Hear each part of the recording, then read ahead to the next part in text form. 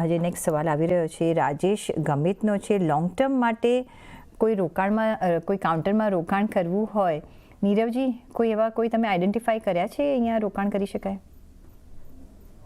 એટલે આટલું મોટું કરેક્શન બાદ ઘણા બધા કાઉન્ટર્સ છે જે વેલ્યુએશન વાઇઝ ઘણા અટ્રેક્ટિવ લાગી રહ્યા છે અત્યારે. તો સૌથી પહેલાં મારો સ્ટોક હશે એક એનબીએફસી સ્પેસમાંથી શ્રીરામ ફિનાન્સ, જે અમને ઘણો સારો લાગી રહ્યો છે. Q3ના પરિણામ પણ બહુ જ સરસ હતા. જેટલા પણ બધા વર્ટિકલ્સ છે, ટુ વ્હીલર્સ છે કે એમએસએમઈ છે, તો અમને લાગે છે કે બધાના નંબર્સ બહુ જ સારા હતા.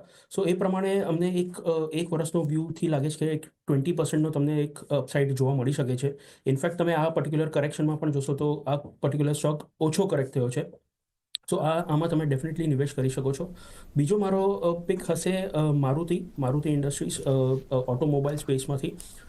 જે પ્રમાણે મેનેજમેન્ટે પણ કહ્યું છે કે ઇન્વેન્ટરી લેવલ્સ ઓછી થઈ છે અને આવતા 3 થી 4 વર્ષમાં 10 નવા મોડલ્સ લોન્ચ થવાના છે હાઇબ્રિડ અને ઇવી તરફ.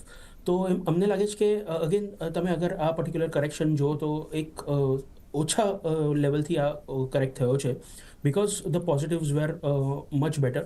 અને Q3ના નંબર્સ પણ ડેફિનેટલી સારા હતા એન્ડ અમને લાગે છે કે ગ્રોથ પ્રોસ્પેક્ટ્સ ઘણા સ્ટ્રોંગ છે. તો આ બે કાઉન્ટર્સ પર તમે ડેફિનેટલી નજર રાખી શકો છો. તો આ બે ઓકે. તો શ્રીરામ ફાઇનાન્સ અને મારુતિ સુઝુકી, અહીંયા તમે એક લાંબા સમય માટે રોકાણ કરી શકો છો, શરૂઆત કરી શકો છો. અને અહીંયા પણ તમે 1-2 ટ્રાન્ચેસમાં જ રોકાણની સલાહ આપશો, રાઈટ નીરવજી? એક સાથે કરી શકાય અહીંયા? એબ્સોલ્યુટલી 2 થી 3 ટ્રાન્ચમાં. એટલે હમણાં આ જ રણનીતિ વાપરવાની છે. એવરી ઘટાડે થોડા તમે એડ કરતા રહેજો, એટલે તમને એક સારી એવી પ્રાઇસમાં વેલ્યુએશન્સમાં કાઉન્ટર્સ મળતા રહેશે. નેક્સ્ટ